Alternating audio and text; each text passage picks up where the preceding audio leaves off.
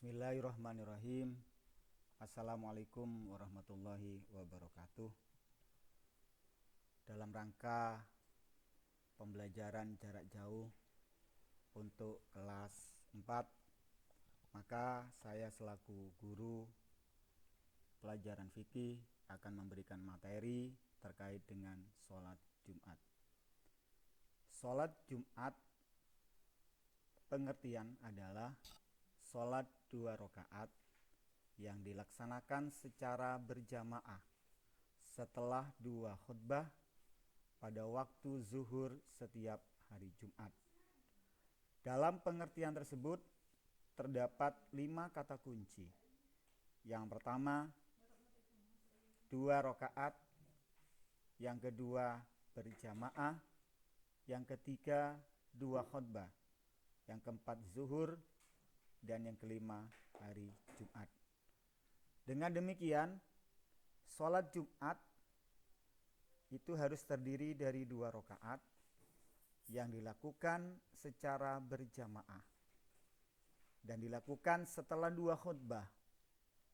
Waktunya waktu zuhur pada hari Jumat.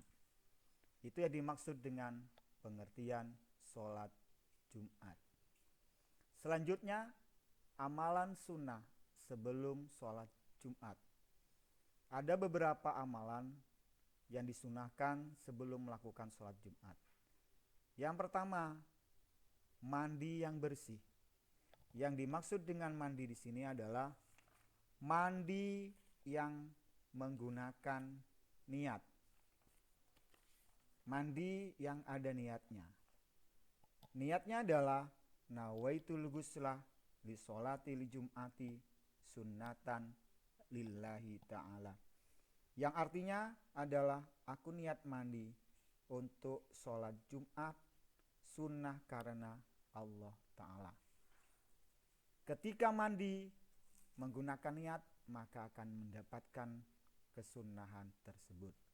Yang kedua, membersihkan gigi. Membersihkan gigi bisa dengan pakai sikat gigi atau berkumur-kumur. Yang ketiga adalah memotong kuku, menggunting kumis. Ketika kuku sudah tidak panjang lagi, bisa membersihkan kotoran yang ada di kuku tersebut. Yang keempat adalah membersihkan kepala. Dan yang kelima, memakai pakaian yang baik dan bersih, diutamakan berwarna putih. Yang dimaksud pakaian tersebut adalah pakaian yang baik, bukan pakaian yang mahal atau pakaian yang baru. Akan tetapi pakaian yang baik dan bersih.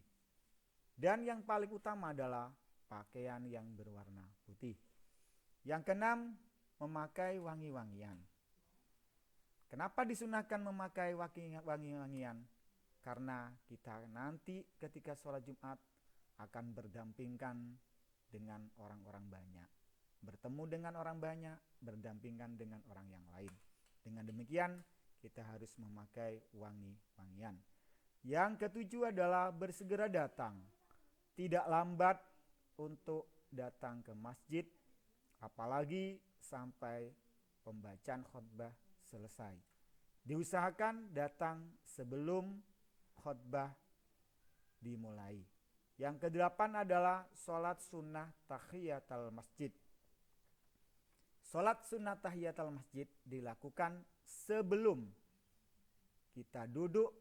Pada waktu masuk sebelum duduk di masjid, maka harus melakukan sholat sunnah tahiyatul masjid. Yang dimaksudkan adalah untuk menghormati masjid. Niatnya adalah usolli sunnatan li tahiyatil masjidi rakaataini lillahi ta'ala. Niat saya sholat sunnah tahiyatul masjid 2 rakaat karena Allah Ta'ala. Yang kesembilan adalah membaca Al-Quran, zikir dan berdoa. Semuanya tersebut dilakukan sebelum khutbah dimulai. Sambil lalu kita menunggu khutbah dimulai, kita memperbanyak pembacaan Al-Quran, zikir, dan berdoa. Yang terakhir adalah mendengarkan khutbah. Ketika khutbah dimulai, maka kita harus mendengarkan khutbah tersebut. Khutbah tersebut dibaca oleh khatib. Khatib yaitu adalah orang yang membaca khutbah, dan khutbah itu adalah teks atau bacaan yang dibaca oleh khatib untuk kemaslahatan umat bersama. Bahkan ada sebagian keterangan menyebutkan di dalam hadis sudah jelas bahwa ketika khutbah dimulai, berbicara sendiri, berbicara sama teman yang lain, berbicara dengan orang yang lain, ketika khutbah dimulai, maka akan menggugurkan pahala sholat Jumat. Untuk itu maka harus berhati-hati ketika khutbah dimulai, maka harus mendengarkan khutbah tersebut. Selanjutnya hukum sholat Jumat. Hukum sholat Jumat yaitu fardu ain. Fardu ain adalah fardu kewajiban bagi perseorangan. Diwajibkan untuk tiap-tiap orang, tiap-tiap individu. Bukan fardu kifayah. Kalau fardu kifayah adalah fardu yang dapat diwakilkan ketika orang ada yang mengerjakan salah satunya, maka fardu yang lain itu gugur. Selanjutnya adalah hukum makmum. Hukum makmum ada dua. Ada makmum muwafiq dan makmum masbuk. Yang akan kami jelaskan adalah posisi makmum masbuk. Makmum masbuk adalah makmum yang ketinggalan bacaan Fatihahnya imam. Ketika imam sudah selesai membaca Fatihah, maka makmum baru datang. Dengan demikian, makmum tersebut dinamakan makmum masbuk. Makmum masbuk di sini adalah makmum masbuk yang ketinggalan 1 rakaat. Yang pertama, makmum yang ketinggalan 1 rakaat, maka cukup menambah 1 rakaat lagi. Yang kedua, hukum makmum masbuk. Makmum masbuk yang ketinggalan 2 rakaat, maka harus menyempurnakan 4 rakaat lagi. Dengan demikian sama dengan sholat duhur. Ketika makmum masbuk tersebut ketinggalan 2 rakaat, niat tetap sholat Jumat, akan tetapi prakteknya adalah sholat duhur 4 rakaat. Yang ketiga adalah ketika kita ketinggalan sholat Jumat, maka harus kita ganti dengan sholat duhur. Untuk selanjutnya, syarat wajib dan syarat sah sholat Jumat. Syarat wajibnya adalah pertama, harus orang Islam. Dengan demikian, orang non-Islam tidak punya kewajiban untuk melakukan sholat Jumat. Yang kedua adalah laki-laki. Dengan demikian, ketika orang itu perempuan, maka tidak punya kewajiban untuk melakukan sholat Jumat. Yang ketiga adalah baligh. Baligh adalah batas seseorang memiliki kewajiban, atau bisa dikatakan sudah dewasa, sudah pintar. Baligh, ketika baligh maka wajib melakukan sholat Jumat. Yang keempat, berakal sehat. Akal sehat berarti tidak gila dan dalam keadaan tidak sakit seperti sakit hayan atau sakit-sakit akal yang lain. Yang kelima adalah merdeka. Yang dimaksudkan merdeka adalah bukan budak. Selain budak itu namanya orang merdeka. Yang keenam, bermukim di daerah tempat tinggal. Artinya orang yang melakukan sholat Jumat yang punya kewajiban adalah orang yang bermukim di daerahnya tersebut.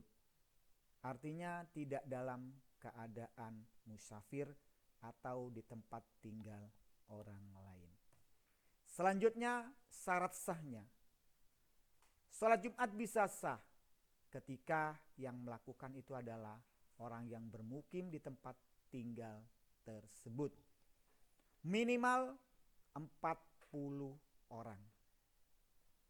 Ketika 40 tidak terpenuhi, maka syarat sahnya sholat Jumat tidak terpenuhi. Berarti tidak sah, tidak bisa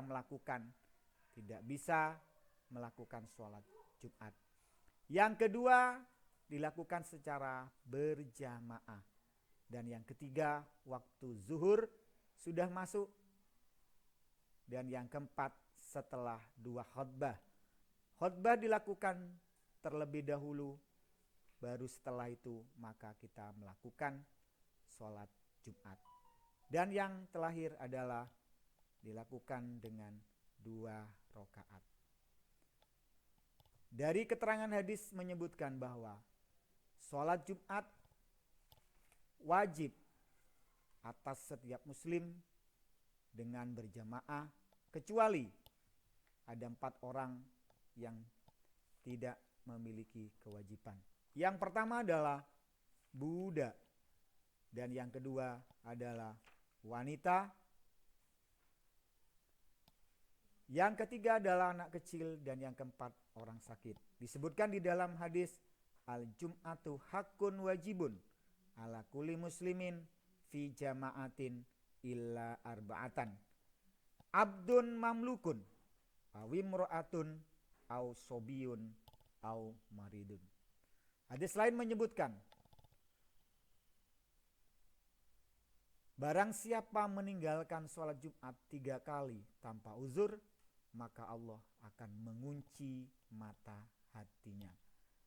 Disebutkan hadisnya adalah man tarokal jum'ata salasa marratin tahawunan biha taba'allahu ala qalbihi.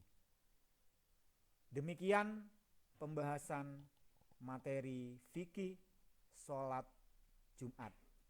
Untuk itu selanjutnya tugas anak didik kelas 4 yaitu ayo berlatih halaman 91 sampai dengan 93. Demikian materi fikih. Atas kerjasama yang baik kami ucapkan banyak terima kasih. Mudah-mudahan kita terhindar dari virus corona. Wallahul muwaffiq ila aqwamit thoriq. Wassalamualaikum warahmatullahi wabarakatuh.